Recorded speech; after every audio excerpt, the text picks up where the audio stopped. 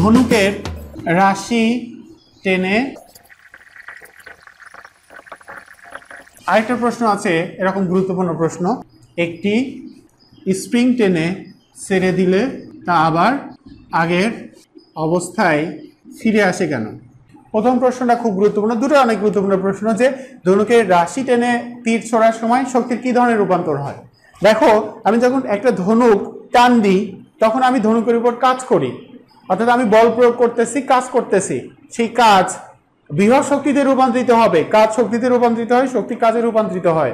অর্থাৎ আমি যখন ধনুকের রাশি টানতেছি তখন আমার কাজটা বৃহৎ শক্তিতে রূপান্তরিত হবে, সেই বৃহৎ শক্তি ধনুকে সঞ্চিত থাকবে রাশিতে। তো এখন যখন ছেড়ে দেব তখন ওই যে রশিতে যে বৃহৎ শক্তি সঞ্চিত ছিল সেই বৃহৎ শক্তিটা গতিশক্তিতে রূপান্তরিত হবে, অর্থাৎ তীরটা সামনের দিকে চলে যাবে। অর্থাৎ প্রথমে কাজ শক্তিতে রূপান্তরিত হলো, বৃহৎ শক্তিতে রূপান্তরিত হলো, এবং পরবর্তীতে বৃহৎ শক্তি গতিশক্তিতে রূপান্তরিত হলো। এরপরের প্রশ্ন হচ্ছে, একটি স্প্রিং টেনে ছেড়ে দিলে আবার আগের অবস্থায় ফিরে আসে কেন? যখন কোনো একটা বস্তুর স্বাভাবিক অবস্থার পরিবর্তন করবা, একটা স্প্রিং টানবা, তখন কাজ করবা স্প্রিং এর উপর, অর্থাৎ স্প্রিং এ তুমি কাজ করবা, সেই কাজ বৃহৎ শক্তিতে রূপান্তরিত হবে। তারপরে যখন ছেড়ে দেওয়া হবে সেই বৃহৎ শক্তির বলেই সেই বৃহৎ শক্তি আবার গতিশক্তিতে রূপান্তরিত হবে, গতিশক্তিতে রূপান্তরিত হয়ে সেটা আবার আগের অবস্থায় ফিরে আসবে। অর্থাৎ দুটো বিষয় একই, ফার্স্টে কাজ বৃহৎ শক্তিতে রূপান্তরিত হবে, সেই বৃহৎ শক্তি পরবর্তীতে গতিশক্তিতে রূপান্তরিত হবে। এরপরে তোমাদের বইতে বিভিন্ন প্রকার শক্তির বর্ণনা দেওয়া আছে, ভূতাপীয় শক্তি, বায়ু শক্তি, নিউক্লিয় শক্তি সহ অনেক প্রকার শক্তি বর্ণনা দেওয়া আছে। তো জলবিদ্যুৎ থেকে আমরা সৌরশক্তি, তারপরে রাসায়নিক শক্তি, কয়লা, প্রাকৃতিক গ্যাস, খনিজ তেল, এইগুলো সম্পর্কে বর্ণনা দেওয়া আছে। তো তোমরা এগুলো পড়লেই পারবা। এখানে খনিজ তেল বিষয়ে কিছু বলার আছে, সেটা হচ্ছে মাটির নিচে যে খনিজ তেল বা গ্যাস কিভাবে তৈরি হয়। এগুলো কিন্তু হাইড্রোকার্বন, তেল, গ্যাস, এগুলো সব হাইড্রোকার্বন। আর গাছ হচ্ছে কার্বোহাইড্রেট, গাছের যে ফল এবং গাছের যে আঁশ কার্বোহাইড্রেট, অর্থাৎ গাছও কার্বন এবং হাইড্রোজেন এবং অক্সিজেন দিয়ে তৈরি, এবং তেল হচ্ছে কার্বন এবং হাইড্রোজেন দিয়ে তৈরি। তো এখন দেখো, যখন এই যে অতীতে তো আমরা জানি যে পৃথিবীতে অনেক গাছ ছিল, সেই গাছগুলো এবং পৃথিবীর যে প্রাণীগুলো আছে সেগুলো একসময় ধ্বংস হয়ে মাটির নিচে পড়ে অনেক দিন ধরে পড়ে থাকতে থাকতে ওই তেল বা গ্যাসে রূপান্তরিত হয়েছে, সেইগুলোই আমরা ব্যবহার করি। 5 থেকে 6,000 বছর থাকার পরে এগুলো সাধারণত তেল গ্যাসে রূপান্তরিত হয়, তোমরা পড়লেই পারবা। তারপরে আলোচনা আছে ভূতাপীয় শক্তি, হট স্পট। এই প্রশ্নটা মাঝে মাঝে আসে, হট স্পট কি? আমাদের মাটির নিচে কিন্তু এখনো অনেক গরম আছে, গলিত অবস্থায় আছে, যে মাটির নিচে যে পাথরগুলো আছে সেগুলো এত গরম যে গলিত অবস্থায় আছে, সেগুলো মাঝে মাঝে একটু উপরে উঠে আসে, মাটি বা পানির সংস্পর্শে চলে আসে। পানির সংস্পর্শে যখন চলে আসে তখন এই পানি এবং ওই গরম যে ম্যাগমা বলে ওটারে একসাথে যখন লাগে তখন পানি বাষ্প হয়ে যায়, ওই জায়গাকে বলা হয় হট স্পট। এবং ওই বাষ্পকে কাজে লাগায় কিন্তু বিদ্যুৎ উৎপন্ন করা যায়। নিউজিল্যান্ডে এইভাবে বিদ্যুৎ উৎপন্ন হচ্ছে। এরপরে তোমাদের বায়োমাস সম্পর্কে বলা আছে। প্রশ্ন একটা খুবই গুরুত্বপূর্ণ, যে বায়োমাসকে শক্তির বহুমুখী উৎস হিসেবে ব্যবহার করা হয় কেন? বায়োমাস তৈরি করা হয় সাধারণত খড়কুটো, এইগুলো দিয়ে, খড়কুটো, গোবর, এইগুলো দিয়ে তৈরি করা হয়। এখন আমরা তো জানি যে রাসায়নিক শক্তির উৎস অনেক কিছুই আছে, বিদ্যুৎ শক্তির উৎস অত বেশি নেই। এখন বায়োমাস যেহেতু তৈরি করা হয় খড়কুটো, গোবর, এইগুলো দিয়ে, পৃথিবীতে তো গাছগাছালির অভাব নেই, বিভিন্ন জায়গা থেকে আমরা এই বায়োমাসকে তৈরি করতে পারি। সে কারণে বায়োমাসকে শক্তির বহুমুখী উৎস হিসেবে বর্ণনা করা হয়েছে। কেন? কারণ এই বায়োমাসটা আমি অনেক কিছু থেকেই তৈরি করতে পারি। এরপরে আছে হচ্ছে ভর শক্তি সম্পর্ক। তোমরা জানো যে বিজ্ঞানী আইনস্টাইনের বিখ্যাত সূত্র E=mc², এই সূত্রের মাধ্যমে পারমাণবিক বোমা তৈরি হয়েছিল। অর্থাৎ কোনো একটা বস্তু যে ভর আছে সেই ভরকে শক্তিতে রূপান্তরিত করা যায়। কোনো একটা বস্তুর ভর যা আছে সেই বস্তুকে যদি শক্তিতে রূপান্তরিত করা যায়, ধরো 2 কেজি ভরের একটা বস্তু আছে, সেই বস্তুকে শক্তিতে রূপান্তরিত করা হলো, করার পরে দেখা গেল 1.90 কিলোগ্রাম ভর আছে, আর এই যে যতটুকু ভর হারায় গেছে সেই ভরটা কিসে রূপান্তরিত হয়েছে? শক্তিতে রূপান্তরিত হয়েছে। অর্থাৎ এই যে যতটুকু ভর হারায় গেছে বস্তুটা, সেটার সাথে সি মানে আলোর বেগ, এই দুটো গুণ করলে কতটুকু শক্তি উৎপন্ন হবে সেটা আমরা পাইতে পারি। তোমাদের এরপরে আছে শক্তির রূপান্তর, শক্তিকে এক রূপ থেকে অন্য রূপে কিভাবে রূপান্তরিত করা যায়, এই বিস্তারিত তোমরা পড়লেই পারবা। শক্তির সংরক্ষণশীলতার নীতিটা পড়তে হবে তোমাদের।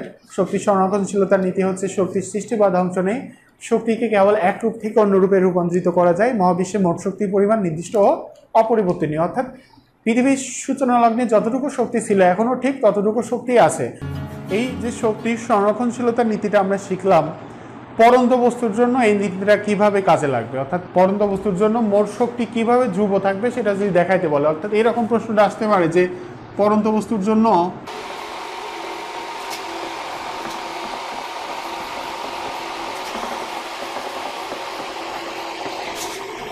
পরন্ত বস্তুর জন্য শক্তির সংরক্ষণশীলতার সূত্রটা প্রমাণ করতে বলছে। একটা বস্তু, এটা মাটি, এখানে একটা বস্তু আমি এই উচ্চতায় তুলে রাখলাম, এম ভরের একটা বস্তু এই উচ্চতায় মাটি থেকে এই উচ্চতায় আমি রেখে দিলাম তুলে।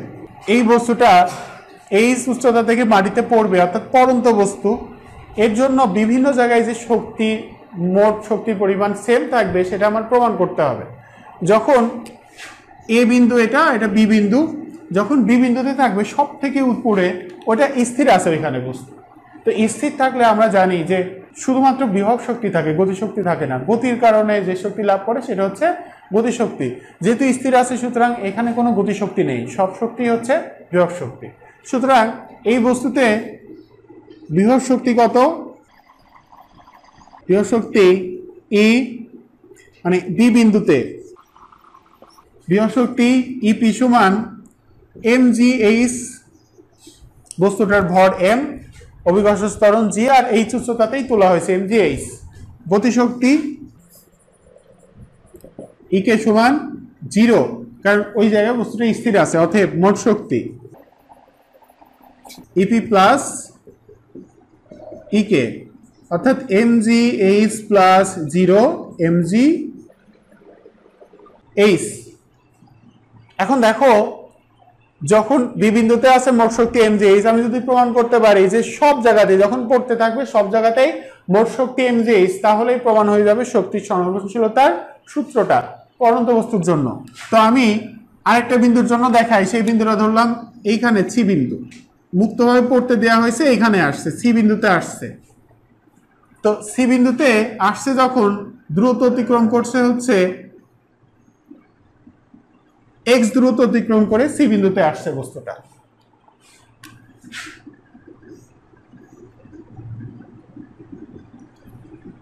তাহলে এইটুকু কত? এইটুকু হচ্ছে মোট দূরত্ব এইচ, এইটুকু এক্স, তাহলে এইটুকু হচ্ছে এইচ মাইনাস এক্স। তো আমি এই যে সি বিন্দুতে আমি মোট শক্তির পরিমাণ যদি দেখাইতে পারি এম জি এইচ, তাহলে এই বি বিন্দুতে সি বিন্দুতে মোট শক্তি সেম হয়ে যাবে। তো দেখো, সি বিন্দুতে গতিশক্তি বের করব আর বিভব শক্তি বের করব। বিভব শক্তি কত? এম জি, বিভব শক্তি হচ্ছে এম জি এইচ, এইচ মানে হচ্ছে উচ্চতা, মাটি থেকে কত উচ্চতায় আছে, আর সি বিন্দুতে মাটি থেকে কত উচ্চতায় আছে, এত উচ্চতায় না, মানে এইচ মাইনাস এক্স, এম জি এইচ মাইনাস এক্স। তাহলে এম জি h minus m g x. গতিশক্তি সূত্র হচ্ছে হাফ এম ভি স্কোয়ার।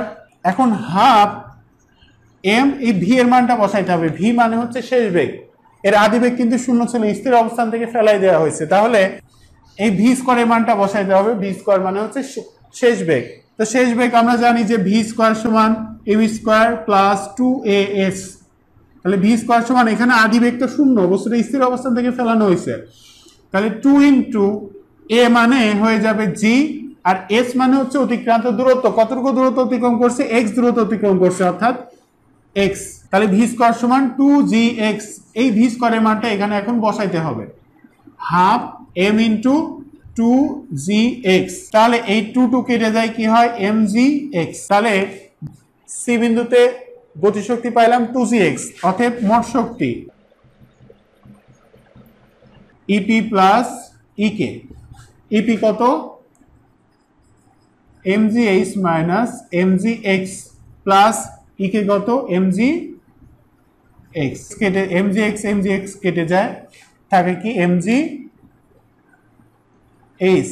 দেখো, বি বিন্দুতেও মোট শক্তি ছিল mgh, সি বিন্দুতেও মোট শক্তি হচ্ছে mgh, অর্থাৎ এরকম পড়ার ঠিক মুহূর্তে এই মোট শক্তি পরিমাণও কি থাকবে, mgh, এভাবে প্রমাণ করা যাবে। অর্থাৎ পড়ন্ত বস্তুর জন্য শক্তির সংরক্ষণশীলতার নীতিটা প্রমাণিত হলো।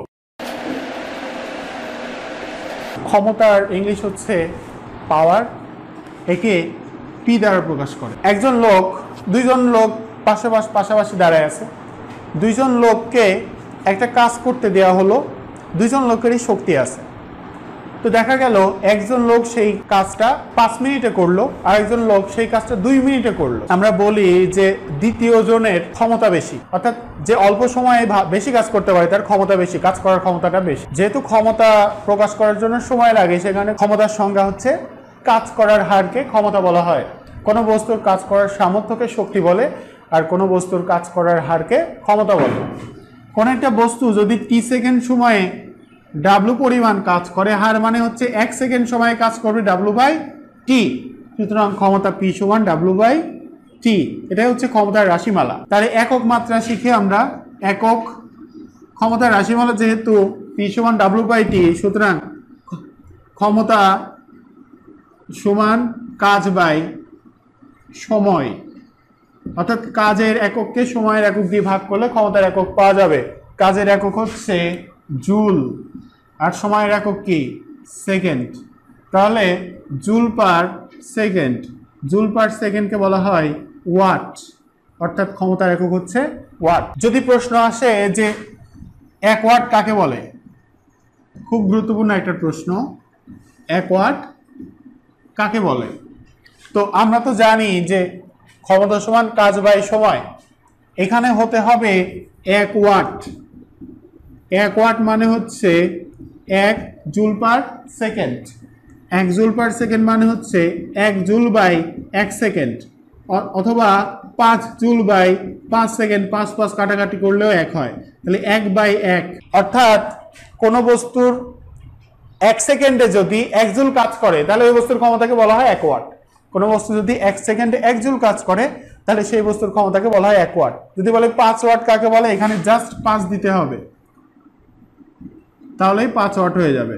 অর্থাৎ কোনো একটা বস্তু যদি 1 সেকেন্ডে 5 জুল কাজ করে তাহলে ওই বস্তুর ক্ষমতাকে বলা হয় 5 ওয়াট। তোমাদের মাঝে মাঝে একটা প্রশ্ন আসছে বোর্ডে যে 25 ওয়াটের বৈদ্যুতিক বাল্বের অর্থ কি? 25 ওয়াট আমরা তো জানি যে P সমান W/T, তাহলে P সমান হতে হবে 25 ওয়াট,